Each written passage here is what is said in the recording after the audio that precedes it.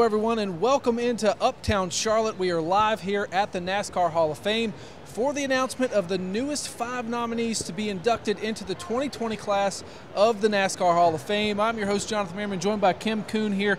Kim, a very, very big day. 5 people find out if they're going in to the Hall of Fame in 2020. A big day, a special day. What I love about this day is it's sandwiched right in between our All-Star race and the Coca-Cola 600, and it gives the opportunity for fans to be here. It adds an energy to the voting process that I don't know that we would see if it were any time other in the year. And you also have a couple legends walking around the Hall of Fame. You just might find your favorite driver walking the halls here.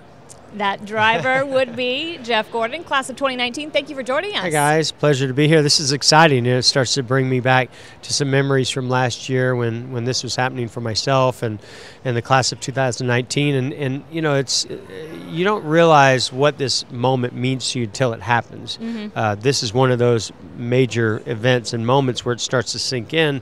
And then of course the induction ceremony itself, and when you get to put this ring on and wear the jacket. But yeah, I'm excited, you know, just like so many, like you guys are, to see who these 5 are. When you really start thinking about how to narrow it down to those 5, it gets very challenging. You know, there's certain historical aspects of you know, who's earned their way in. Do you need to be a champion? You know, there's car owners that are still active. I mean, there's so many factors that make it very difficult. I'm glad I'm not on the voting committee, but I'm very excited to see what's going to happen here soon. We had a chance to catch up before we went live here talking about no-brainer decisions, and everyone thought last year you were a no-brainer decision, but there's a little bit of doubt in someone's mind. Are they going to call you? Are they not going to call you? Put us in a guy like Tony Stewart's shoes. You know, your careers are, you know, reflective of each other in certain ways, same eras. What's going through his mind right now? Yeah, you know, I kept hearing other people tell me, "Oh, you're a lock. It's definite. It's going to happen. No doubt." And so you start believing that, and then in the moments leading up to it, you're going, "Oh, well, wait a minute. What happens if it doesn't? if I don't get in?" So I'm sure Tony's probably thinking some of those things. I heard he was feeling a little superstitious that he was behind closed doors, but he's in the building, and so you know that right there just says it all. That he doesn't want it to not happen, but he's a lock. It's going to happen. I don't think there's any doubt. I think it's really who are these other 4, and you know, I think Tony, and this is what I love about it, and why it's a little bit challenging for me to think about the voting, because I know of those that I raced against, that I competed against, or that I knew of, and to me, Tony is one of the greatest competitors that I ever raced against in NASCAR, and his 3 championships and everything else. There's just no doubt that to me he's going in. It's been a year since your name was announced right here. You were inducted earlier this year, showed a lot of emotion. We loved it. For you though, what can these guys expect, and maybe what was the biggest surprise so far? Well, and one of the neat things that happens by knowing a long time in advance, you start thinking about what your career's meant to you. How did I get here? You know, I just got voted in. Now I'm going to have to give a speech. And so you start really thinking, who am I going to invite?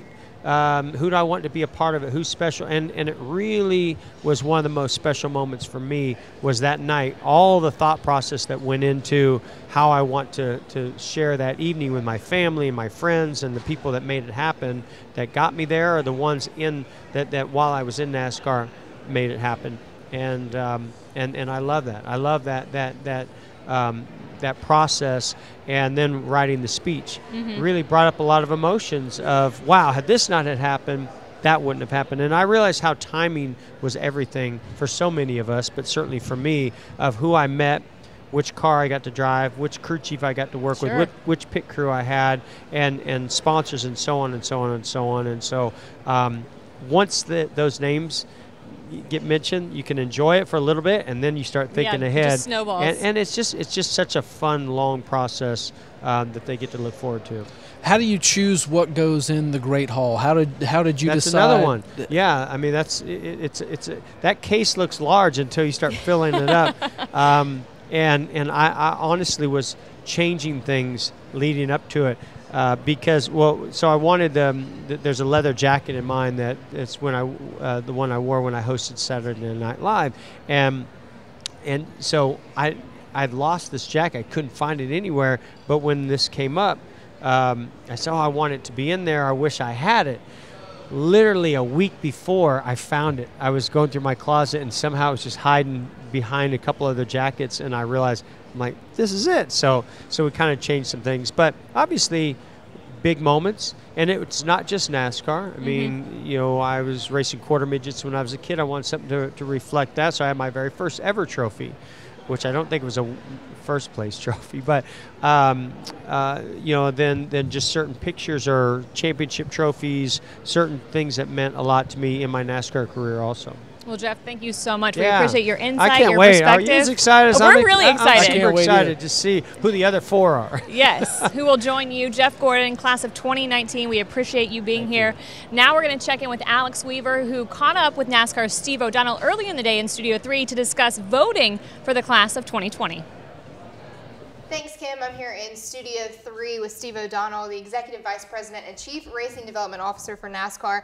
Talk about the prestige and the honor of this day and what it means for our sport. Yeah, you know, we just kind of had lunch with a number of the folks on the voting panel, and it's, I think to a person, they say it's one of the best days of the year. You get together and really listen to a lot of stories about what got the sport to where it is today, some of which I didn't know, you know, due to my age, but some of the new folks you see. So it's really an incredible day to learn about the history of the sport and then hopefully nominate, obviously, some well-deserving folks for the Hall. Now, you get to go inside that voting room, and it's special. And a lot of people say that when they walk in there, they get goosebumps or this feeling that they're doing something special. So for those of us that don't get to go in there, talk a little bit about that environment and what it feels like with you. Yeah, I think just first of all, just sitting in the room, if nobody said anything, you'd kind of be in awe of what's happening and who you're in the presence of. But, you know, to hear Richard Petty talk about, you know, different drivers, how they raced him, what he thought of them, you know, some of the folks who are really pioneers in the sport talk about, you know, how the sport got here and why this person should be voted into the Hall of Fame because of their accomplishments. I think it's awesome. And then, you know, there's some debate, which is good, of who should be in and what year. And you know, I learn a ton each and every year I'm in there. Taking notes for the history book. Exactly right. Yeah, always look back. Yep. Now, I know you can't tell us who you're voting for, but you get to choose 5 out of the 20 nominees. Yep. So what attributes and what qualities do you look for that are like, yeah, I'm going to check the box for this guy? Yeah, I'd say going in, I probably have like 3 that I think, hey, these are for sure. And then 2 others are kind of, you know, what's the debate in the room and what do you hear more from some of the historical folks. So, you know, for me, it's, you know, what have you done, obviously on track, championships, wins, but also, you know, what have you done for the sport? And the good news for us is everyone we nominate has been a terrific ambassador for the sport and someone you want to see go into the Hall. And for the NASCAR Hall of Fame, this class of 2020, I know all race fans get excited for every single class, but what does it mean for this sport to have a Hall of Fame and to have, you know, just a list of people that they can look and say, these are the greatest people in our sport? Yeah, I think it's awesome, especially being in Charlotte, you know, around the race too, and the All-Star race that we just came off of, and the 600. A lot of people come into town, and it really sets you up, I think, in between the weeks to kind of keep the momentum going for the 600, see a lot of the folks who built this sport, and it makes you realize as you go into that 600 weekend of why we do what we do and who are the pioneers who put us in this spot. All right, Steve O'Donnell, I'm going to send him back on, and I'm going to go right back to you, Kim and Jonathan, in the Great Hall. And Kim, one thing to remember too is the 2018 champion, they also get a vote. They get to put their opinions down on paper and decide who gets in the next class. And our 2018 champion is Joey Logano. He takes this very seriously, and it's a bit of an added bonus once we get past everything in Vegas celebrating the champion. So we caught up with Joey Logano a little bit earlier in the day, and here's what the 2018 champ had to say about selecting the NASCAR Hall of Fame class of 2020. You know, when you win a championship and you cross the line, these are the things you don't necessarily think of at the moment. And then, you know, as the year goes by and you start thinking, oh wow, that's really cool. I'm on this panel for, you know, for these amazing members of our community that are going to receive the largest honor you can get in our sport. How cool is that? I get to throw my opinion in on that. I don't feel like I deserve to have my opinion on it, but at least you know, I'm here and I'm looking forward to hearing how the process works. To be here today, it's earned by everybody. You know, I may have earned it by winning the last championship, but there's plenty in here that have won championships of their own, whether it's on the racetrack or if it's being from broadcasting or promoting your sport from a track standpoint, whatever it may be, manufacturers that help, you name it, everyone's earned the right to be here. It's not something that's just given out, and that's what makes it so special. All right, welcome back. We have Bobby Allison joining us on stage. Bobby, Joey Logano was talking about the honor it is in selecting these class members. What's it like being inducted into the Hall of Fame yourself? Oh, it just was an incredible event for me. I was really, really pleased, to go in that early and with all the hoopla and all. That was really, really special. Bobby Allison, class of 2011. Bobby, what do you think it means to be a Hall of Famer in our sport? Well, to me, it means that you've accomplished a lot of really good stuff, that you were loved by the fans and by the sponsors and the operators and even by the NASCAR people. So really good. When we look at the names or the nominees that are being voted on today, there's two members of the Alabama gang on there, Neil Bonnet and Red Farmer. What makes those guys special? Well, both of them are extra, extra special to me. I worked for Red Farmer when I was 17 years old, and really we became friends. He hired me to do a little job that he thought I knew something about. I didn't tell him I didn't know anything about it, but I did the job, and it worked real well because he won the first 19 feature races with that car, and I got a chance to drive another car on account of it. But always remained friends. But then Neil Bonnet was a youngster in the area, and I knew the name, but didn't really know him. And he came walking into my shop one night when I was trying to run that Matador, and I said, "Neil, please leave." He said, "No, I'm here to help you." He says, "And I'll do whatever you want me to do, but I'm here to help you." And Neil Bonnet helped me incredibly. Just really did a job for me. And then I said, "What can I do to pay you back?" And he said, "One of these days I want to run your short track car." And so I said, "Well, I told Smoky Mountain we'd be there with Don Naiman this weekend, so you take that one there and go there and see how you do." And so I sent him there, and he won the race. With that, he ran 64 races for me over a year and a half in the short track car and won 61 of them.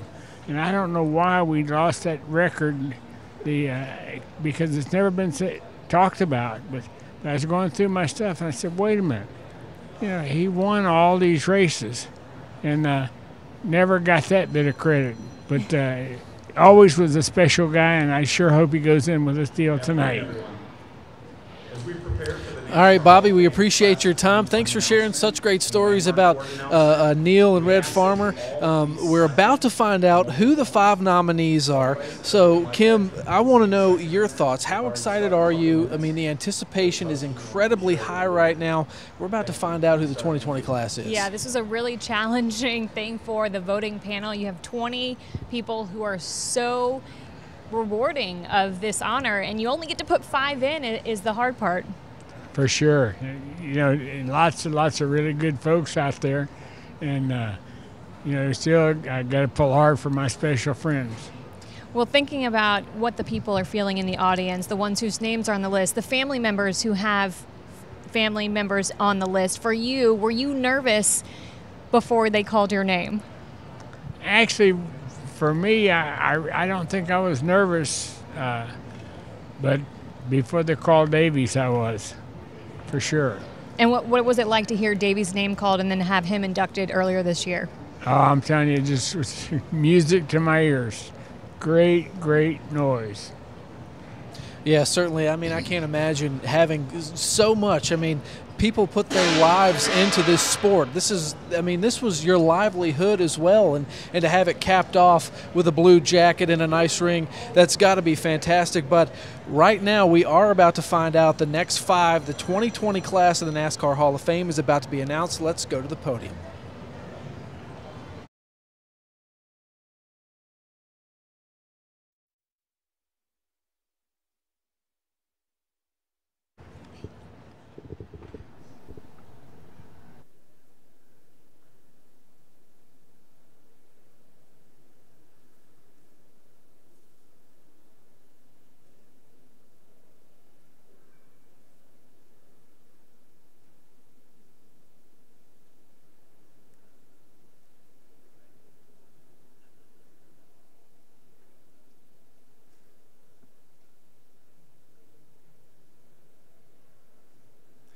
Welcome, everyone.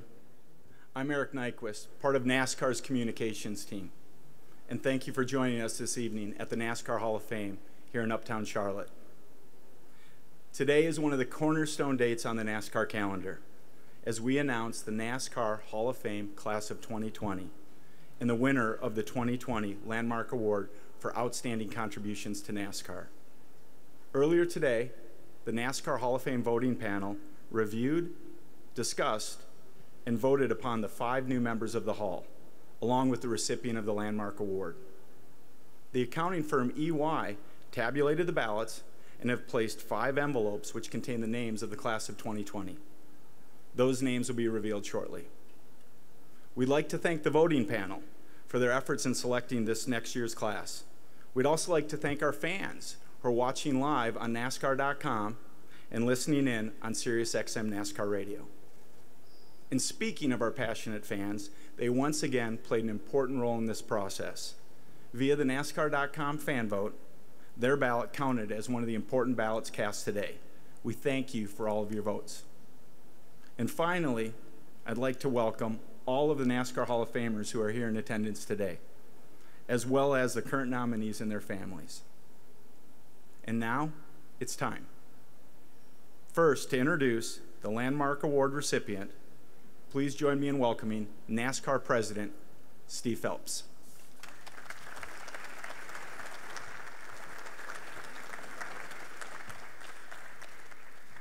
Thank you, Eric. It's a pleasure to be here. Welcome, everyone.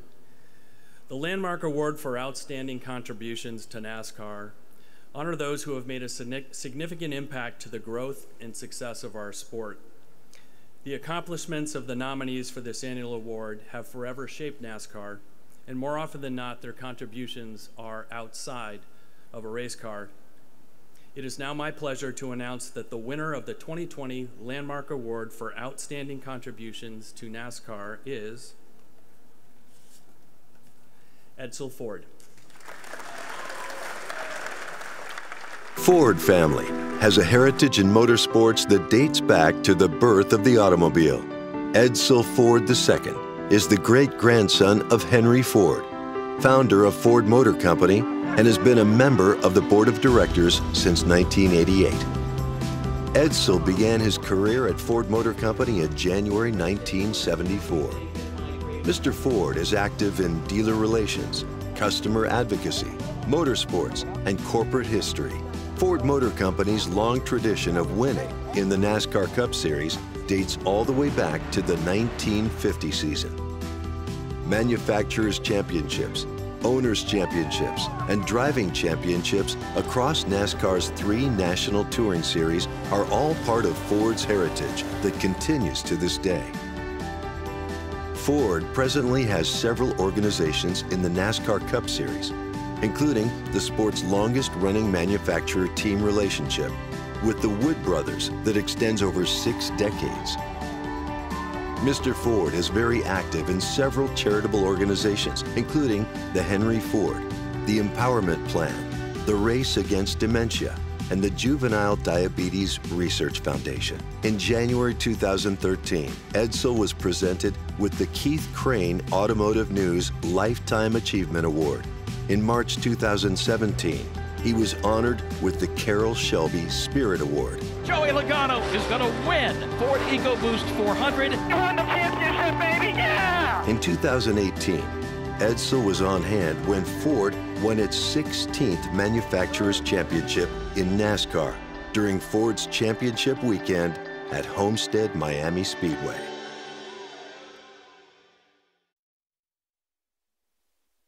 Ford's championship weekend.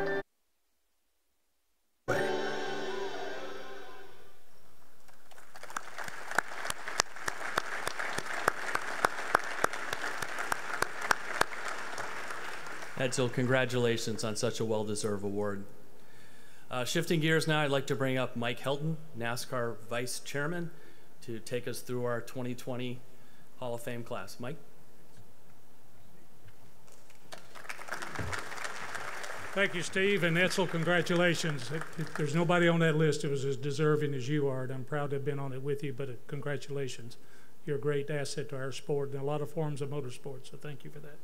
So now let's get on with the class of 2020.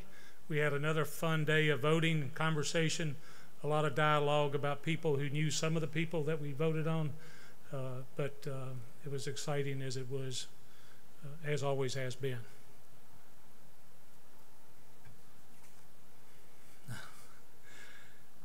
Our first inductee, one of the most interesting characters in our sport, not just currently, but in all time, Tony Stewart.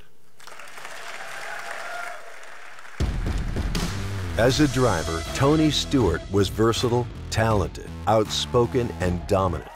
The open-wheel prodigy began his NASCAR Premier Series career in 1999 and became one of the most successful drivers of the new century. Short track, super speedway, road course, didn't matter. Stewart won everywhere. On big stages like the Brickyard 400, and with championships on the line like in his 2011 playoff run, Stewart was in a class of his own. In his rookie year, Stewart won 3 races and Rookie of the Year honors. 3 years later, he was a champion, claiming the 2002 title. He duplicated that feat in 2005. As an Indiana native, no racetrack meant more to Stewart than the Indianapolis Motor Speedway. His 2 wins in the Brickyard 400 are the crown jewels in his tally of 49 Premier Series victories. In 2009, Stewart partnered with Gene Haas to form Stewart Haas Racing. Together, they won the Premier Series championship in 2011. It was an electrifying playoff performance. Stewart won 5 out of 10 races and edged out Carl Edwards on a tiebreaker, making Stewart the first driver-owner to win the title since Hall of Famer Alan Kulwicki in 1992. Stewart enjoys continued success as a car owner. In just 10 short years, the team laid claim to multiple titles and over 50 wins. Tony Stewart ended his driving career as a 3-time champion, 49 wins, and continues to be one of the biggest superstars in the sport.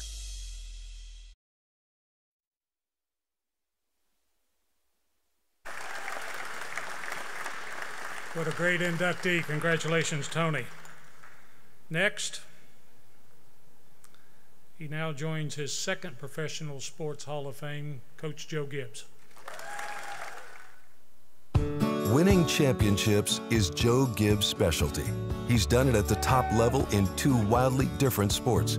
The 3-time Super Bowl winning coach founded Joe Gibbs Racing in 1992, growing it to the multi-car powerhouse that consistently competes for championships at NASCAR's highest levels. Well, Joe Gibbs, you're pretty used to the big occasion, the coach of the winning team just a few weeks back at Super Bowl. How are you feeling today with Auto Racing Super Bowl?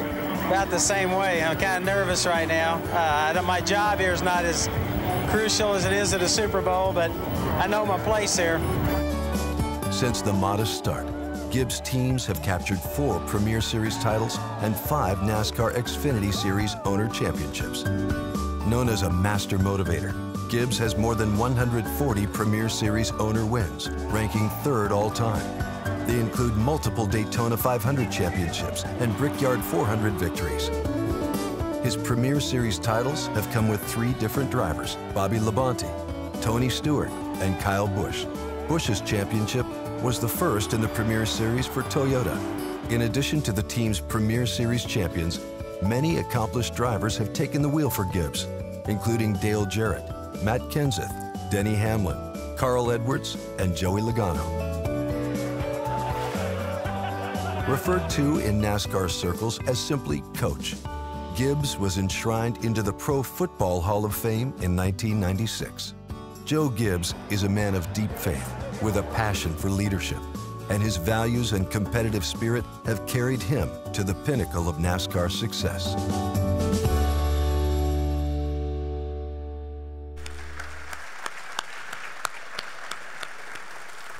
Congratulations, Coach. Our next inductee has been a steward of this sport for a long time, one of the greatest mechanics, championships, victory lanes, great drivers, great stewardship, but he was also a great friend of Bill France Jr. and an ear that he could call and ask for what actually was really going on in the garage area, Waddell Wilson. Down here with Waddell Wilson. Wilson, Buddy Baker's brilliant crew chief and engine builder. Waddell Wilson, Benny Parsons' crew chief, pole setter 4 years in a row. A dual threat as an engine builder and crew chief, Waddell Wilson powered and guided cars to some of the biggest victories in NASCAR history.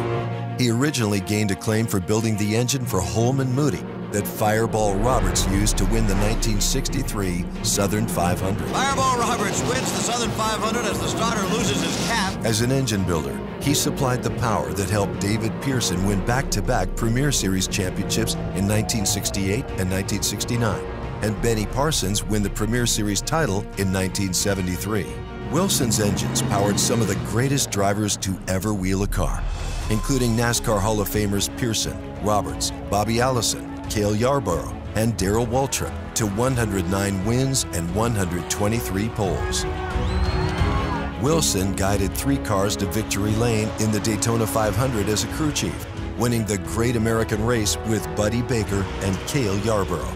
The famed Gray Ghost he assembled for Buddy Baker still holds the Daytona 500 record with an average speed of 177.602 miles per hour. The 1980 Daytona 500 waving like mad as he crosses the line. Buddy Baker has done it. In 1982, Wilson built the first engine to help a Premier Series driver break the 200-mile-per-hour barrier when Benny Parsons turned a 200.176-mile-per-hour qualifying lap at Talladega for the Winston 500. Directing his drivers to 22 wins and 32 poles, Waddell Wilson is recognized as one of the sport's most versatile and dynamic crew chiefs.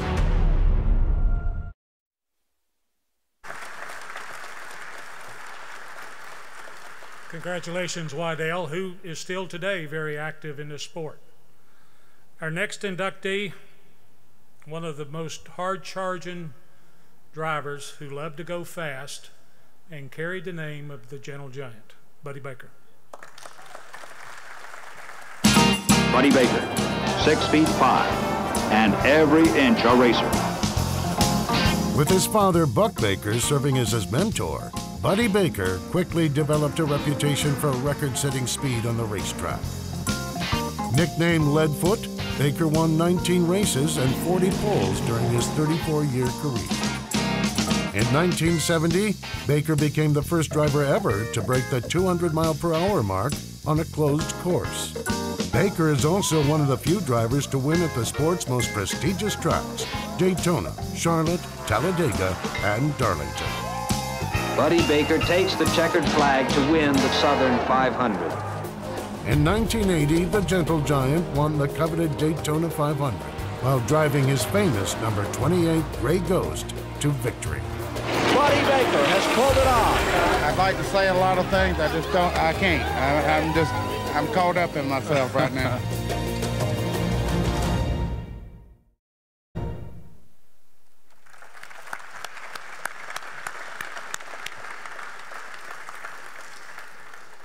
Our 5th member of the 2020 class, another quiet guy until he got behind the wheel of a race car. He now joins his brother in the Hall of Fame, Bobby Labonte. The ultimate grinder, Bobby Labonte raced any car he could get behind the wheel of before he got his first break as a full-time Premier Series driver at 28 years old in 1993. His persistence paid off with a career highlighted by 21 trips to victory lane and the 2000 Premier Series title, driving for car owner Joe Gibbs. A success in all 3 of NASCAR's National Series, Labonte is one of the few to win both an Xfinity and Premier Series championship. The Texan showed up on the biggest stages throughout his championship season, earning 2 of his 4 wins in the Brickyard 400 and the Southern 500. He beat out second-place Dale Earnhardt by 255 points for the series crown. In a Premier Series career that spanned 3 decades, it's no wonder Labonte drove for many car owners. Along with Kurt and Kyle Busch, Bobby and his brother Terry are one of 2 pairs of brothers who each boast a Premier Series championship. Bobby Labonte's NASCAR career is an inspiring model of persistence and consistency.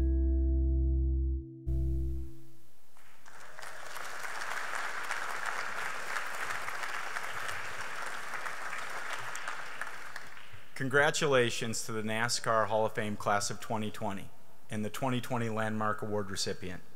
It is the highest recognition of excellence in our sport and the pinnacle of their respective careers. This concludes today's formal announcement. The media are invited to remain for a series of interviews.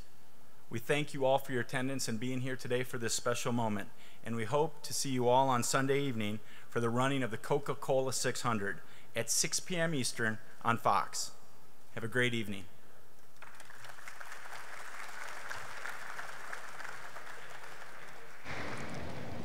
Wow, we now know the 5 names, in addition to the Landmark Award, that are going to be inducted into the Hall of Fame come early next year. Your initial reactions, Jonathan? Oh, I mean, every name on this list makes perfect sense. I know that that Waddell and Buddy were super close on making it last year. Everyone had a feeling they were going to get in. Tony Stewart, a sure thing.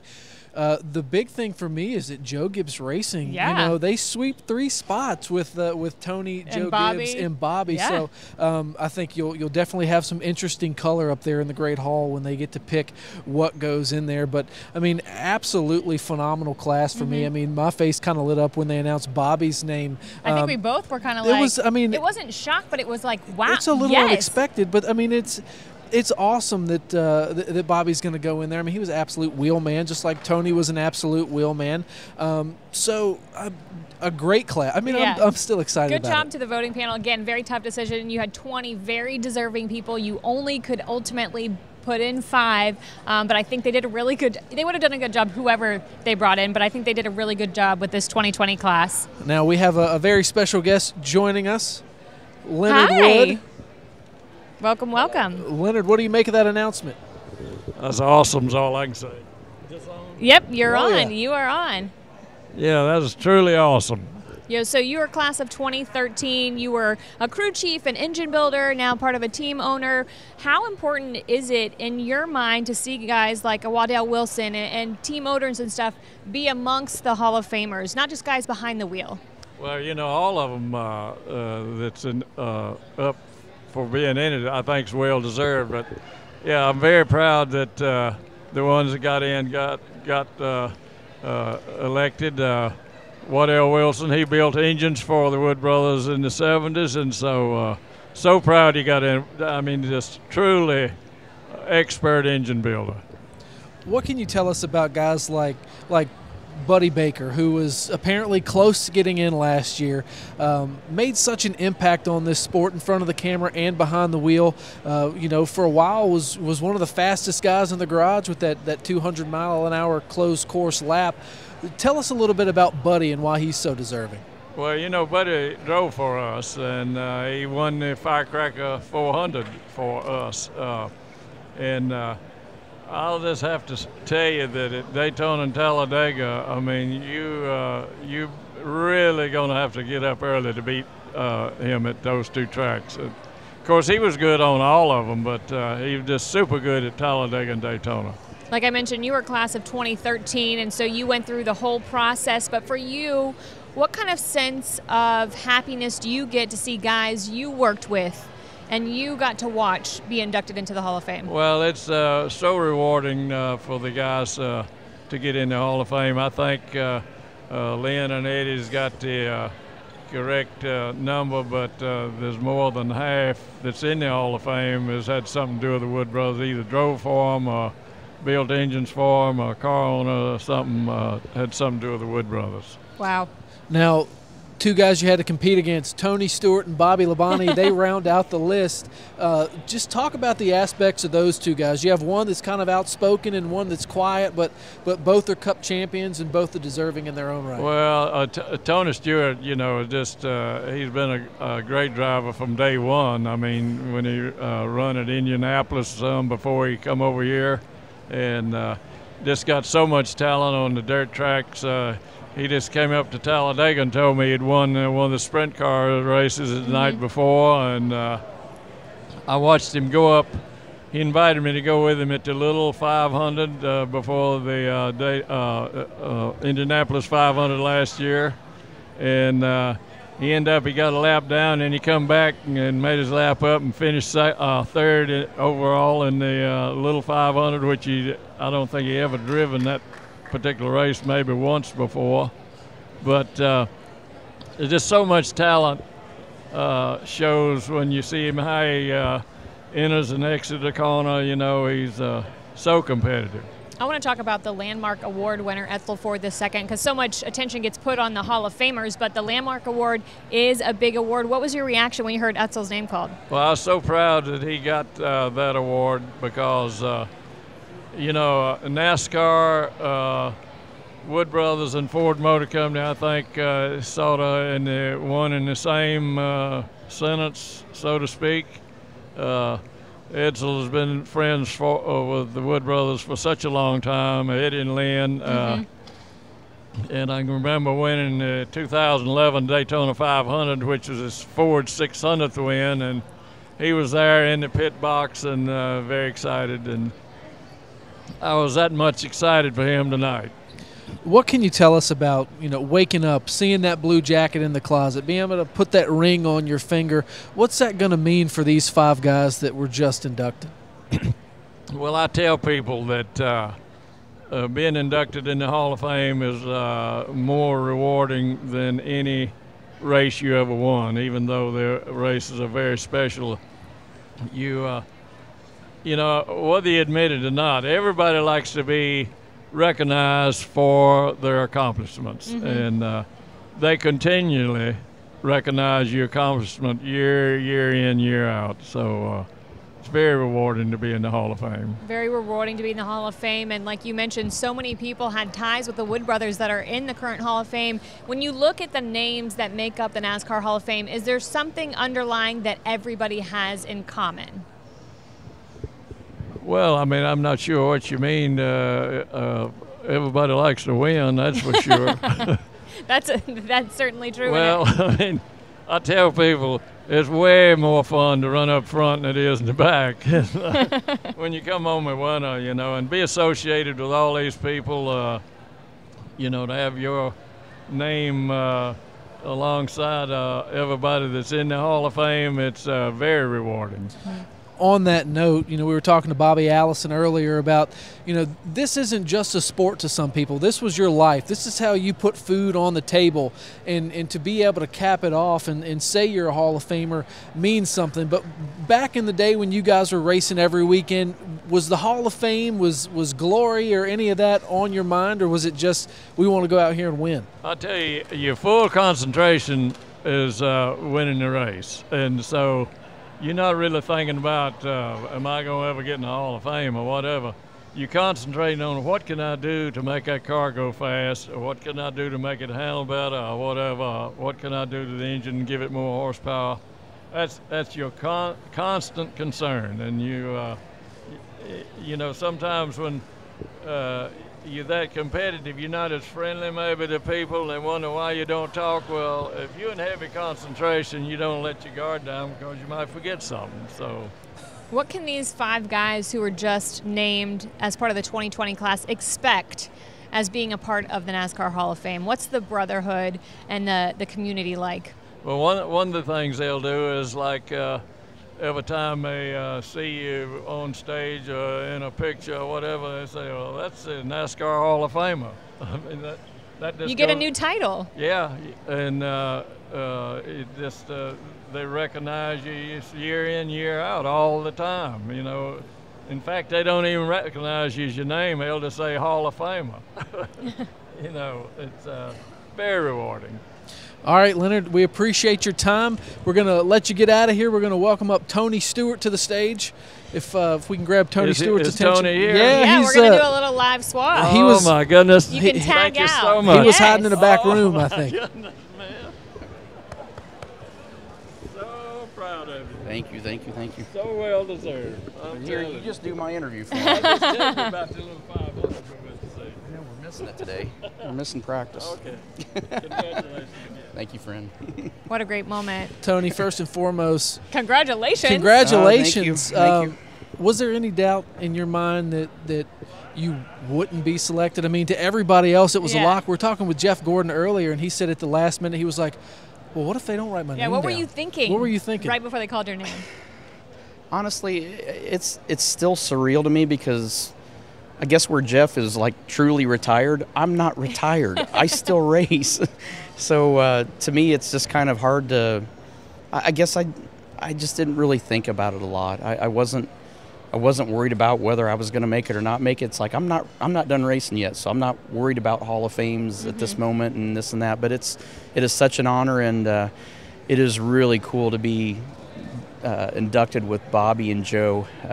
I said the only thing that would have made it better is if my buddy Red Farmer would have got in this year too. It's just, but to have Joe and Bobby and the three of us go in together like this, it's awesome. I mean, Bobby's the reason that I got to Joe Gibbs Racing, and obviously Coach, if it wasn't for him, I wouldn't have done what I've done in NASCAR. I wouldn't have been a team owner with the sprint car teams that I have, with owning Eldora, with all these other things. Those are things that I learned from Joe Gibbs. So if it wasn't for Joe and Bobby, none of this would have happened. Your resume is so impressive inside and outside of NASCAR. You look at your multiple championships, championship as a driver, as a team owner, your Brickyard 400 wins. For you, where does being a NASCAR Hall of Famer stack up in the things you've been able to accomplish in your lifetime? It's hard to not put it really, really high, obviously. I mean, when you look at the people that are already in here and the people that you know are going to be here in the future, it's hard to not sit there and put that toward the top. It's like I say, to me, it's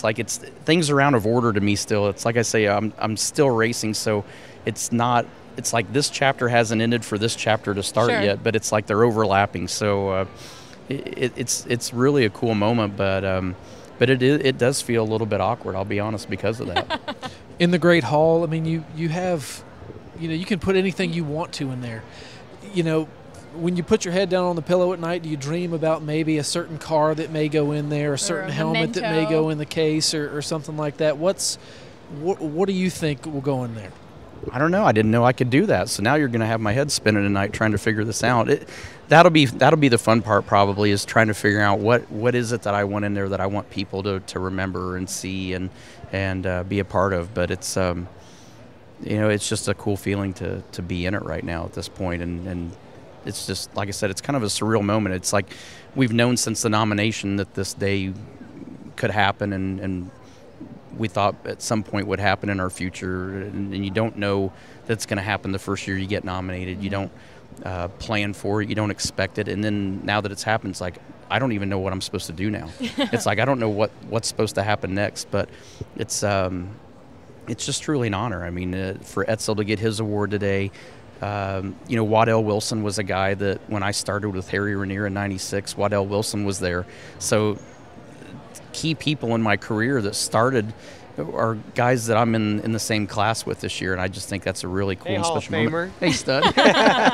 Congrats, man. Proud of you. Thank you. You want me to? You want, your fingers might be a little bit different size. Well, it might be bigger than yours. I don't know. We won't even go there. I told everybody last year I was sitting here, and on the night that Jeff got inducted, I was at a dirt race, and I sent him a text message, and I'm like, ha, you have fun there tonight. I'm at a dirt race tonight. And then he fires back the best comeback that you could ever fire back, and he goes, I'm just warming it up for you for next year. And I'm like, oh, don't do that to me. Here we are.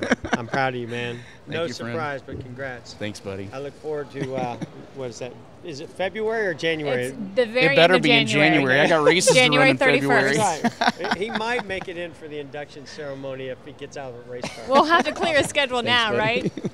Well, when we had Jeff up here earlier, Tony, he was talking about the speech he had to make, and right when they called his name this time a year ago, he started thinking, like, who am I going to include in my speech? And then it got into this whole, rabbit hole of who helped him in his career. And for you, I know you mentioned Joe Gibbs, but who were some people that instantaneously, when you heard your name, were like, man, I would not be here without so-and-so? I think one of the key people that was involved early on was Mark Dismore, who was a teammate of mine in the IRL when we were with Menard our first year. Mark and his father owned the go-kart shop that we bought all of our parts from, and they were really my first big factory sponsorship on that side. And without Mark Dismore's help, I would have, I had a 3/4 midget ride when I got out of go-karts, but Mark was the one that really helped me get with the Leary family that gave me my first full midget ride, and that really was what kind of kick-started my open wheel career. Started the trajectory. Yeah. So let's flash back to that Jeff Gordon moment. What does that mean to you that He's a legend. You both are legends in this sport. You guys raced each other? That's a ton of respect from a guy who did a lot in this sport. What's it mean to you, kind of reflecting on that moment? I think he's probably gloating a little bit there more than you guys realize. Like I said last year when I texted him that, I was sitting there like, man, he's in a suit and tie tonight. He had to shave. I'm at a dirt race. I didn't shave for 3 days before that particular race. But we have so much respect for each other, and we were almost rivals to a certain degree when we raced against each other, but it's because we respected each other so much. And it was that way with Kenny Irwin and I too when we raced. But that's a cool moment. I mean, to have Leonard here and Jeff, it's guys that you respect and guys that get it and understand what this is all about. Well, Tony, congratulations. We appreciate the time. So proud of you. Mark your calendar now, January 31st. We don't want you at a dirt track. We want you here. We want to hear what you have to say. I'm going to see if they maybe can give me like a provisional or something, and I can get out of here after my speech is over, and I can get to the track and still run my main event that night. I love it. Still a racer. All right, absolutely. Tony Stewart, certainly deserving of being in the Hall of Fame. Let's run down this list one more time. Tony, obviously, first one announced. His former team owner, Joe Gibbs, announced after that. Waddell Wilson, Buddy Baker, and then Bobby Labonte announced as well. Kim, certainly just a cool day from the announcement to Tony receiving love up here on the stage. I mean, you couldn't really ask for a better class of 2020 inductees. Yes, I love the breadth and the depth of it. We have representation all over the board in terms of drivers, team owners, engine builders. It's really nice to see just the diversity of the nominees. Well, you can mark your calendars now. It's January 31st, 2020. You're not going to want to miss it. You see those guys there, the class of 2020. Make sure you get your calendars marked. It is going to be fantastic. Kim, we appreciate you joining us. We appreciate everyone watching from the Hall of Fame. I'm Jonathan Merriman. Thank you, guys. Have a great evening.